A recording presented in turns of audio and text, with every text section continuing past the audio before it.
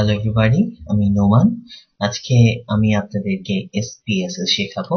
অনেকে হয়তো এসপিএসএস নিয়ে খুব ঝামেলায় ভুগছেন, যারা ইন্টার্নি করছেন, তো তাদের জন্য আমি এই টিউটোরিয়ালটা তৈরি করেছি। এটা খুবই সহজ। আমি দুটো পার্টি এসপিএসএসটা দেখাবো যাতে আপনাদের বুঝতে সুবিধা হয়। আজকে হচ্ছে খুব বেসিক পার্ট, প্রথম পার্টটা। এখানে জাস্ট বেসিক কিছু নিয়ে আলোচনা করবো, কিভাবে আপনি এসপিএসএস করবেন। এখানে আপনারা দুটো জায়গা দেখতে পাচ্ছেন, একটা হচ্ছে ডেটা ভিউ আর একটা হচ্ছে ভ্যারিয়েবল ভিউ। মূলত ভ্যারিয়েবল ভিউটা হচ্ছে সেই জায়গা, এটা হচ্ছে কম্পিউটারকে বোঝানো যে আপনি কি করতে যাচ্ছেন। এখানে আপনি যে সকল ডেটা গুলো ইনপুট দিবেন সেটার মাধ্যমে কম্পিউটার আপনার ভ্যারিয়েবল গুলো কম্পিউট করবে, অর্থাৎ গণনা করবে এবং আপনাকে রেজাল্ট দিবে। তো কথা না বাড়িয়ে আমরা প্রথম কাজটা করি। যেটা আমাদেরকে করতে হবে, প্রথম প্রয়োজন এটা করার আগে আপনাকে আপনার হাতের কাছে আপনার কোশ্চেনারটা রাখুন। আমি আপনাদের সুবিধার জন্য একটা আমার কোশ্চেনারের একটা সফট কপি রেখেছি যাতে আপনাদের সুবিধা হয়, বাট আপনারা নিজেদের কাছে একটা হার্ড কপি রাখুন। তো প্রথমে যেটা করতে হবে সেটা হচ্ছে এখানে লিখবেন আইডি, তারপর এখানে একটা ছোট্ট করে ক্লিক দিয়ে দেবেন। এরপর এখানে সিলেক্ট করতে হবে নমিনাল। কেন আইডি লিখলাম? আইডি মূলত হচ্ছে গিয়ে আমার, হয়তো আপনার স্যাম্পল সাইজ হচ্ছে 25টা কিংবা 50টা, প্রত্যেকটা স্যাম্পলের জন্য আপনি একটা একটা করে কোশ্চেনার তৈরি করেছেন। সো তাদেরকে ট্রেস আউট করার জন্য আপনি আইডিটা ব্যবহার করছেন। কোশ্চেনার 1 এর জন্য আপনি 1 লিখছেন, 2 এর জন্য 2 লিখছেন, 3 এর জন্য 3 লিখছেন। খেয়াল করে দেখো, আমি এখানে আইডি লিখেছি, এখানে আইডিটা চলে এসেছে। তার মানে এই 1 নম্বর কোশ্চেনারের জন্য আমাদের অ্যান্সার গুলা আমরা এখানে লিখব। এটা পরবর্তীতে আসছি, তাহলে আরো ক্লিয়ার হয়ে যাবে। এরপর আমি কি লিখব সেটা সম্পূর্ণ নির্ভর করছে আমার কোশ্চেনারের উপর। সুতরাং আমি কোশ্চেনারে চলে যাই। এটা হচ্ছে আমার কোশ্চেনার। আপনারা খেয়াল করে দেখুন, আমার প্রথম ইনফরমেশনটা হচ্ছে জেন্ডার, অর্থাৎ মেল অথবা ফিমেল। সো আমি এখানে এই কাজটাই করব। এখানে আমাকে লিখতে হবে জেন্ডার। ঠিক একইভাবে এখানে একটা ক্লিক করতে হবে। এই জায়গায় ভ্যালুতে আমি লিখব ভ্যালু হচ্ছে 1, আমার লেভেল হচ্ছে মেল, এক দিয়ে দিব। আবার এখানে লিখব 2 আর লেভেল হচ্ছে ফিমেল, এখানে এক দিয়ে দেব। ওকে দিয়ে দিলে আমার কাজটা হয়ে গেল। আর একটা কাজ বাকি, এখানে আমাকে সিলেক্ট করতে হবে নমিনাল। এখন বলতে পারেন আমি কেন নমিনাল ব্যবহার করলাম।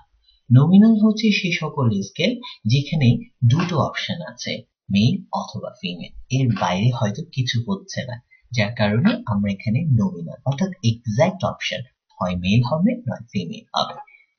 ঠিক একইভাবে আমি এখন পরবর্তীতে কি লিখব, দেখুন আমার দ্বিতীয় কোশ্চেনটা হচ্ছে এজ। সুতরাং আমি এখানে লিখব AGEH, এখানে একটা ক্লিক দেব। এরপর এখানে লিখতে হবে আমার ভ্যালুগুলো। সো প্রথমে আমাকে জানতে হবে ভ্যালুগুলো কি কি। 15 থেকে 25 হচ্ছে আমার 1, তাহলে আমি লিখে ফেলি ভ্যালু হচ্ছে 1। এখানে লিখতে হবে 15 থেকে 25, 1 দিয়ে দিলাম। দ্বিতীয় ভ্যালু হচ্ছে 2, আমার এখানে লিখতে হবে 26 থেকে 35, কারণ আমার কোশ্চেনারে 26 থেকে 35 হচ্ছে 2 নম্বর অপশন। এখানে ভ্যালু দিলাম 3 এবং এখানে লিখবো আমি 36 থেকে 45, তাহলে 36 থেকে 45।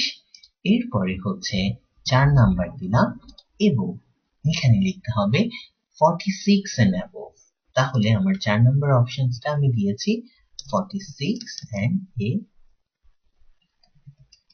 above। ঠিক আছে, এখন আমি অ্যাডে ক্লিক করার পর ওকে দিয়ে দিলাম, তাহলে আমার এটার ভ্যালুটা অ্যাড করা হয়ে গেল। কিন্তু এখানে আমি নমিনাল দেব না, কারণ এখানে হচ্ছে আমাকে অর্ডিনাল দিতে হবে, কারণ এদেরকে আমি কিন্তু একটা এক্সাক্ট মেজারমেন্টের মধ্যে ফেলতে পারছি না। একটা রেঞ্জের মধ্যে রাখতে হচ্ছে। কাউকে আমি এক্স্যাক্টলি বলতে পারবো না যে আপনার বয়স 1 হবে, 2 হবে, 3 হবে না 4 হবে। যেমন জেন্ডারের ক্ষেত্রে আমরা বলছিলাম মেল হবে অথবা ফিমেল হবে, কিন্তু ভ্যালুর ক্ষেত্রে কিন্তু এইজের ক্ষেত্রে এটা করা যাচ্ছে না, যার কারণে এই ধরনের স্কেল গুলোকে বলা হয় অর্ডিনাল স্কেল। আরেকটু ক্লিয়ার হয়ে যাবে যখন আমরা ইনকামের ক্ষেত্রে যাচ্ছি। আমি ইনকাম কেন লিখলাম, কারণ ঠিক আমার পরের কোশ্চেনটা হচ্ছে ইনকাম। তাহলে ইনকামটা আমি যখন ক্লিক করলাম, এখন আমার ভ্যালুটা আবার লিখতে হবে। তাহলে আবার দেখে নিই, 0 থেকে আমি এটা 0 থেকে 5000, তাহলে আমার 1 হচ্ছে, এখানে আমার লেভেলে আমি দিব 0 থেকে 1 2 3 5000। এরপরে আমি ভ্যালু দিয়েছি 6000 থেকে 30000, তাহলে ভ্যালু 2 এখানে দেব 6000 থেকে 30000। এরপরে আমার ভ্যালু 3 এখানে আমি দেব 31000 থেকে 50000, 31000 থেকে 50000। এরপর আমি দিলাম ভ্যালু 4 এবং এখানে আমি দিচ্ছি 51000 and above, তাহলে 51000 and above, above, above। এরপর আমি ওকে দিয়ে দিলাম। এখানে আমি কি দেব, অবশ্যই আমি অর্ডিনাল দেব, কারণ এই ইনকামটাও ঠিক এইজের মতো, অর্থাৎ এটাকেও আমি ডিফাইন করে বলতে পারছি না যে কত হবে, এটা হবে অথবা এটা হবে, এমন না। এখানে অপশনস দুটো না, এখানে বিভিন্ন রেঞ্জের অপশন হতে পারে। সো সেই কারণে আমরা এটাকে অর্ডিনাল দিচ্ছি। এরপর আসছে আমার 5 নম্বর কোশ্চেন। 5 নম্বর কোশ্চেন অর্থাৎ হচ্ছে গিয়ে এখান থেকে, অর্থাৎ আমার টোটাল কোশ্চেনটা শুরু হয়েছে যেখান থেকে। তাহলে এখানে আপনারা দেখুন যে আমার এখানে 5 নম্বর ওখানে বলছেন, বাট এখান থেকে মূলত আমার কোশ্চেনিয়ারের কোশ্চেন গুলো শুরু হয়েছে। উপরের এই অংশটাকে বলা হয় ডেমোগ্রাফিক কোশ্চেন, আর এইটা মূলত হচ্ছে সার্ভে কোশ্চেন। তাহলে আমার সার্ভে কোশ্চেনটা শুরু হয়েছে এখান থেকে। এই জন্য আমি যেটা করব সেটা হচ্ছে এখানে লিখব, কোয়েশ্চেন 1। একটা জিনিস মনে রাখতে হবে, এই জায়গায় আমরা কখনো স্পেস দিতে পারবো না। স্পেস দিলাম, দেখো এখানে একটা আমি স্পেস দেওয়ার কারণে এরকম একটা ডায়লগ বক্স চলে এসেছে। সুতরাং আমি যেটা করব, আমি স্পেস না দিয়ে Q1 দেব। আচ্ছা, Q1 দিলাম। এর পরের জায়গা হচ্ছে আমার লেবেলিং এর জায়গা। এটা কিছুই না, আমার কোশ্চেনটা বোঝার জন্য জাস্ট কিছু অংশ আমি এখান থেকে কপি করে এখানে পেস্ট দিয়ে দিতে পারি, এবং এই জায়গায় যেটা করতে হবে, আমার স্কেল অনুযায়ী এটাকে বসাতে হবে। তাহলে এক ইকুয়ালস টু হচ্ছে SA, তাহলে আমি সেটাই লিখব, ভ্যালু হচ্ছে 1, লেভেল হচ্ছে SA। এরপরে হচ্ছে 2 ইকুয়ালস টু হচ্ছে A, তাহলে আমি 2 দিলাম হচ্ছে A। এখন আপনাদের মাথায় প্রশ্ন আসতে পারে SA কিংবা A কি? SA মানে হচ্ছে স্ট্রংলি অ্যাগ্রি, A মানে হচ্ছে অ্যাগ্রি। এরপরে 3 হচ্ছে ND or A, তাহলে আমি 3 দিলাম, এখানে দিলাম ND or A। এরপর 4 নম্বর হচ্ছে D, 4 ইকুয়ালস টু D। এরপর হচ্ছে আমার 5 নাম্বার SD, তাহলে 5 এবং দিলাম SD। শেষ, আমার আমার স্কেলিং এর স্কেল দেওয়া শেষ। এইভাবে আমি প্রত্যেকটা কোশ্চেন, যেহেতু আমার এখানে স্কেল হচ্ছে একটা, যার কারণে আমাকে আর পরবর্তীতে এই ভ্যালুগুলো আবার লিখতে হচ্ছে না। আমরা যেটা করতে পারি সেটা হচ্ছে, সাপোজ এখানে আমি কোশ্চেন 2 দিলাম, এখানে ক্লিক করলাম, এখান থেকে আমি কিছু অংশ কপি করলাম, জাস্ট কিছু অংশ আমি কপি করলাম, তারপরে হচ্ছে আমি এখানে পেস্ট করলাম, আর এই অংশটাকে আমি এখানে পেস্ট করে দিলাম। খুবই সিম্পল, আমাকে আবার কষ্ট করে এখানে যে ভ্যালুগুলো লেখার কোনো দরকার নেই। জাস্ট এই অংশটাকে কন্ট্রোল সি দিয়ে এখানে কন্ট্রোল ভি দিলে এটা পেস্ট হয়ে যাচ্ছে। এরকম করে আমাকে পুরো কোশ্চেন, আমার যতগুলো কোশ্চেন আছে সবগুলো এখানে লিখতে হবে। আপনারা খেয়াল করে দেখবেন আমার প্রশ্নগুলো এখানে আমি দুটো প্রশ্ন লিখেছি। এবার আমরা ডেটা ভিউতে গেলেই বুঝতে পারবো।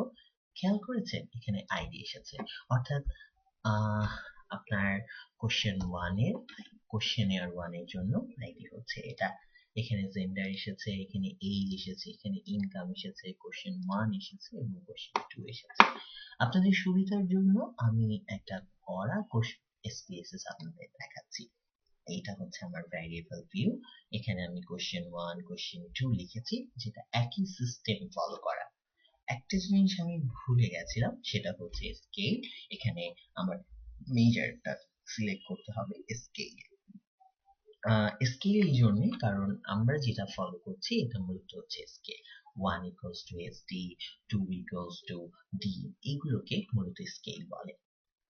এখন সেটা হচ্ছে এই যে আমি এখানে সব লিখেছি এবং এইটারই ফলস্বরূপ আমার ID, gender, age, income, question 1, question 2, question 3, question 4 এইভাবে এসেছে। এখন ভাবছেন এইগুলো কি?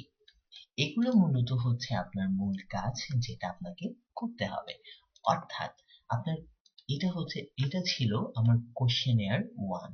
সেই কোশ্চেনিয়ার 1 এ আমি যাকে দিয়েছি সে ছিল মেল, সে সিলেক্ট করেছিল মেল।